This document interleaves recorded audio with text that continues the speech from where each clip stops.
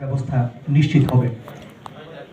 সম্মানিত সুধীবৃন্দ, আজকের অনুষ্ঠানের শুরুতেই স্বাগত বক্তব্য প্রদান করবেন মাধ্যমিক ও উচ্চশিক্ষা অধিদপ্তরের মাধ্যমিক শাখার সম্মানিত পরিচালক প্রফেসর ডক্টর খান মঈনুদ্দিন আল মাহমুদ সোহেল স্যার।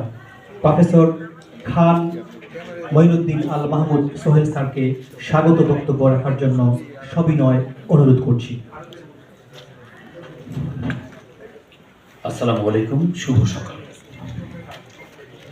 শিক্ষা মন্ত্রণালয় জনস্বার্থে শিক্ষাক্ষেত্রে বৈষম্য দূরীকরণার্থে ও কোমলমতি শিক্ষার্থীদের ভর্তি যুদ্ধ হতে রক্ষা করার মানুষে 2021 শিক্ষাবর্ষ থেকে সরকারি মাধ্যমিক বিদ্যালয়ে এবং 2022 শিক্ষাবর্ষ থেকে বেসরকারি মহানগরী এবং জেলা সদর উপজেলা পর্যায় পর্যন্ত মাধ্যমিক বিদ্যালয়ে ভর্তি পরীক্ষা গ্রহণ না করে লটারির